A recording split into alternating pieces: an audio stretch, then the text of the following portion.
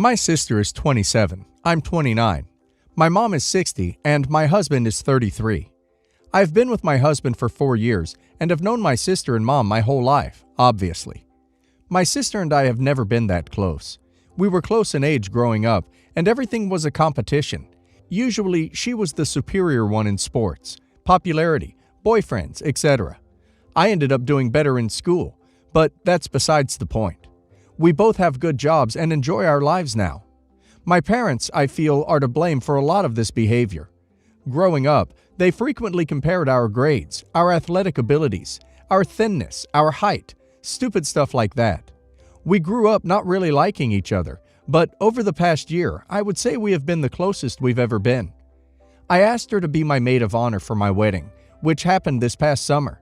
And although she really didn't do anything but show up for the wedding, no help with bridesmaid dress shopping, wedding dress shopping, preparing for the wedding, I was happy that she was going to be by my side. She seemed very happy for me, which was quite a change from our earlier days, and I was so excited. She was also engaged several years ago, but her fiancé doesn't have a job, so they have been waiting until they are in a better spot financially. Unfortunately, disaster hit. The night before the wedding, I developed severe abdominal pain, ended up missing the rehearsal dinner, and was found to have peritonitis, with appendicitis as the cause. I underwent appendectomy the morning of my planned wedding and completely missed out on seeing all of the family that had flown out across the country to watch my fiancé and I get married. I nearly died the night of my wedding, no joke. Apparently, my parents and fiancé were told that it was unexpected that I pull through the whole ordeal. Thank God I did. I was devastated when I found out that I missed my wedding. I had put my heart and soul into planning it for the past 6 months and was so excited to meet many members of my fiancé's side of the family that I had never met before. I also missed my honeymoon, but still was so very happy to be alive. I was discharged several days after my surgery. There were complications that kept me in the hospital longer than expected. Thankfully, our pastor came to the hospital and my fiancé, now husband, yay, were married at the hospital in front of a few close family members. I returned home a few days later, thankful to be alive and healing, and so thankful that I was able to marry the man of my dreams. Only an hour or two after arriving home, my mom came to me and announced that my sister and her fiancé were so inspired by my wedding that they had decided to tie the knot. And by wedding, they were referring to the party that I was unable to join when I was in the hospital. Apparently, they loved cutting the cake. The celebration went on without me, which I am thankful for, and my sister did the father-daughter dance in my place. Some friends who came to the celebration later told me she obviously loved being in the spotlight and acted like she was the bride. Both my sister and mother were calling people all day to let them know of the upcoming wedding next summer and reserved the same venue that I had used. This happened within hours of me returning home. We were staying with my parents as both my husband and I live an hour away, and we were hoping I could recover close to the hospital in case something else went wrong. And just days after I nearly died and missed my own wedding, I was absolutely shocked, but thought I would get over it as time goes on. Unfortunately, I haven't gotten over it. It's months later, and I feel that my relationship with both of them has suffered greatly. I feel like such a brat.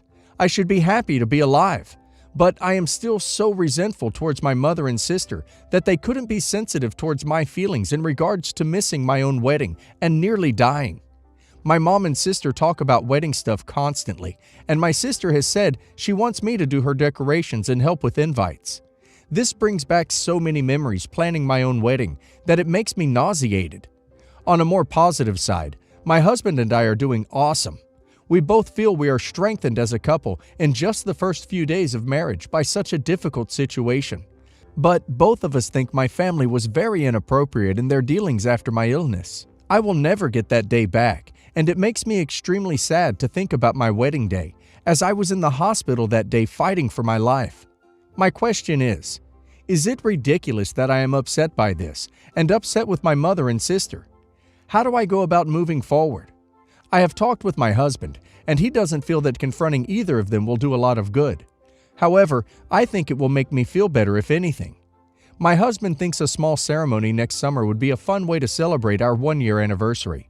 Would that be weird to invite our wedding guests too? especially being that a lot of them had to travel across the country and are not necessarily very well off. Thanks everyone for letting me vent and for any advice. It's not ridiculous. You planned your wedding, and when your life was at risk, they took advantage, and instead of respecting that it was a celebration of your love, your sister made it about herself. You were happy that people enjoyed the party, even if you weren't there. But it was still your wedding reception, not your sister's. Talk to them, but I wouldn't expect a lot of understanding from either of them. My daughter is a 21-year-old female. Her fiancé is 36. She just graduated college and moved out on her own this past fall. My wife and I are 58 and 55 years old, respectively. We also have 2 sons. When my children were young, we had a close family friend who died tragically in 2001, leaving behind a 16-year-old. We took him into our home for over 4 years while he finished school, and he was able to stand on his own. We gave him a substantial monetary donation to start his own business, which has since become wildly successful. I never minded any of this one bit because I always saw him as one of my own children. He is now 36 years old. This past Sunday, we had a family dinner, at which time my daughter decided to inform us that not only were they engaged, they had also been seeing each other for the past 3 years. My wife, sons, and I all feel incredibly betrayed and blindsided by this revelation. The amount of lies and secret-keeping they had to be telling to keep this relationship from us is astonishing. The large age difference is also very disturbing to us. I told both of them in no uncertain terms that I did not approve of this relationship, that he was no longer allowed in my home, and as long as my daughter continued this relationship, nor was she. I now see that alienating my daughter would cause more harm. I want to be there for her, but I do not want her to think I am accepting of this relationship and want it to end immediately. I am disgusted and angered by my daughter's relationship I just recently found out about. However, I do not want to alienate my daughter and put her in more danger. How can I talk to her and make her realize this relationship is dangerous, predatory, and disturbing, while still making her feel safe and welcome? Also, in case this wasn't clear enough, yes, he helped raise her. He babysat her, changed her diapers, came to family dinners every week, went on family vacations, etc. He was a constant part of her life since she was 1. That is an enormous yikes. Marrying someone whose diapers you changed is not okay. As far as your daughter goes, she had this guy in her ear for a long time. You can consider her heavily manipulated along the lines of someone indoctrinated into a cult or taken advantage of by a skilled scammer. She is an adult and not necessarily immune to being held responsible for her choices. But you do have to remember, she was a child. He was an experienced man she trusted. There's a level of responsibility he bears that she does not. Ask her to come see you and your spouse alone. If you think she would respond better to your partner or your sons, have one of them ask. Tell her that you all feel very hurt by the deception, given how long this has been going on. Ask why she felt the need to lie. Deep down, she probably knows that there's something wrong with it. She'd have said something earlier if not. Having her explain the thought process may make her question it herself. Try to ask this without anger. In fact, the more not mad, just disappointed you can bring, the better. Has she ever babysat? Ask her if she'd date a kid she had to take to the bathroom, if she'd date a 6-year-old, or if she'd be cool with her dad dating one of her friends, because that's kind of what it feels like here. Completely different life stages. In the end, if she remains unmoved, you have some negotiation to do. You won't go to or talk about it, support the wedding. But you'll always accept her alone back home if she needs help. Maybe she's welcome to visit after the hurt heals, but he's not. Maybe family therapy is necessary. That's on you to figure out. But saying you can't come back until you ditch him is not going to make her feel like you have her best interest at heart. Consider some more nuance. I met Serena freshman year at college, and we instantly became best friends. I've known her for about 4 years, and I've met her family, who she is extremely close to, several times as well. Serena is very self-centered. She means well, but she doesn't always see the bigger picture of how she is affecting other people. Her family is all about themselves, and because I'm not dating any of them, I always sort of felt like an outsider. Whenever I'm around them, they're polite enough, but they're not really interested in getting to know me or anything. I do makeup as a hobby. I love makeup and am constantly learning and practicing new things on both myself and others. I've done Serena's makeup and many of our mutual friends' makeup many times in the past, and Serena has always raved about it. Serena's sister, Caddy, is getting married in October, and Caddy has shown interest in me doing her makeup for the wedding. I look at it as a compliment, but I didn't think she was serious. Earlier today, I received a message from Serena expressing her and Caddy's desire to do the makeup for Caddy's wedding in October. I live in New York City, and they live in Wisconsin. I am in grad school, and I don't have a car or a lot of money. Hardly any money at all, really. They asked me to come and do the makeup of the entire wedding party for both the rehearsal as a trial run, which is standard, and for the wedding day. This would also include the mother of the bride and the groom, so 9 or 10 people in total. They say that with the craziness of planning the wedding, I couldn't stay in their house. The wedding is about 45 minutes from the reception, and I would have to be on call all day so I can do touch-ups from the ceremony to the reception. Not a big deal professionally, but I don't have a car and the wedding party is taking a limo, so I have to find my own transportation. I am not invited to this wedding, and I didn't expect to be. I'm just Serena's college friend after all. But this is a huge expense for me, and to expect me to fly halfway across the country to service a wedding for free that I am not invited to is really rude in my opinion. I'm not upset that I'm not invited, but I think what they're asking is in poor taste, especially since they want a friends and family discount, but I'm not being treated like friends or family. I responded and said that this would be a big expense for me, and that I would either need to be compensated for the cost of my flight, lodging, and transportation. I haven't heard back, and I'm worried that I burned a bridge. How do I proceed? That doesn't sound like a friend, no offense. She sounds like a user. She isn't offering to pay for your travel or any makeup used or to reward you for your time. I'd tell her to stuff it. By laughing about the audacity of these people to ask you to spend hundreds of dollars and precious time traveling to do free labor for these people for a day. Seriously, what the duck? No, you reacted exactly the way you should have. There is no reason for you to do this if you don't get paid, because you'd be spending your money to go to a wedding you're not invited to, and you'd be doing their makeup. If this causes you to lose the friendship, it wasn't good to begin with. I, male 27, have been together with my fiancée, female 28, for 12 years, out of which 3 years we have been engaged. I love her a lot, and everything between us has been great. We do encounter problems now and then, but every long-term couple does, to be fair. The problem we are having right now is not so much to do with us directly, but to do with my fiancé's best friend. I'll call her B in this post. Yesterday, while going to work, I stopped at a bakery to get some breakfast. Right across the street, I saw B with a guy. First, they were just talking, and I didn't think much of it, and honestly, I was busy getting my sandwich.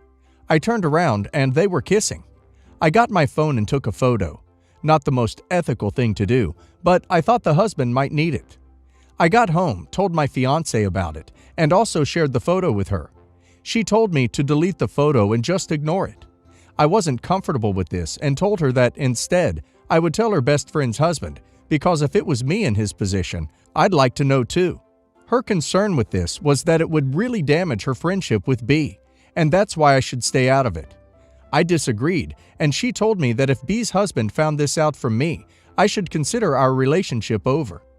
Later that day, my fiancée apologized to me that she didn't mean the breaking up part, but I really shouldn't do this even though that would be the right thing to do. I was still a little pissed that she would just throw away a 12-year-old relationship just to hide someone else's cheating. So I told her that I would tell her husband everything, and if she wants to break up over this, I'm fine with that. Definitely did not mean the "I'm fine with that" part, but I probably just said it out of pettiness, spite. I haven't told the husband yet, but all this has me questioning my fiancé's moral values and how she thinks infidelity is okay. Kinda ducked up. It's 8 a.m. right now where I live, and I haven't slept all night thinking about my relationship.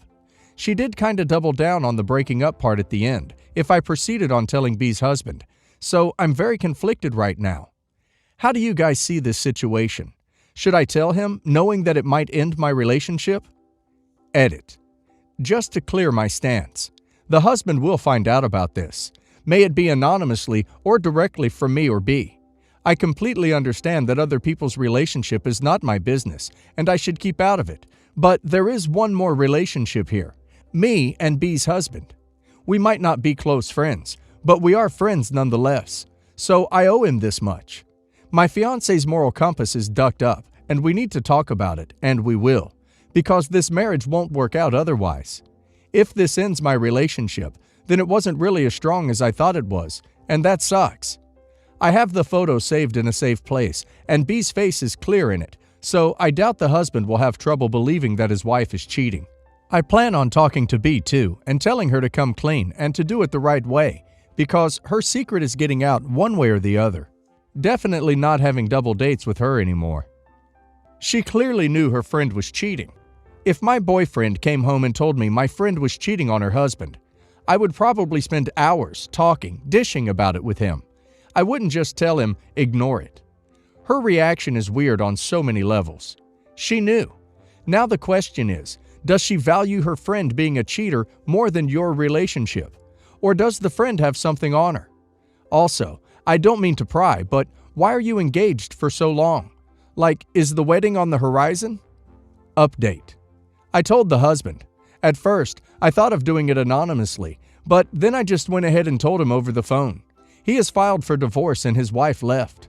The last time I talked to him, he said that B won't fight over the house, their joint property, and has decided to leave. He told me that even if she comes after the house, his lawyer is confident she won't get it because of the infidelity laws where I live. This all happened weeks ago, and he is doing better now. As for my fiancée, she wasn't happy about this. I dumped her 2 days ago because she was giving me a lot of crap about how I broke her friend's home. I didn't do that. She did that to herself. We are currently talking about our living arrangements, and it'll most likely be her who moves out. Man, that is crazy that your fiancé is willing to stand by her cheating friend and not you. That's some major red flags. I hope things get better for you moving forward.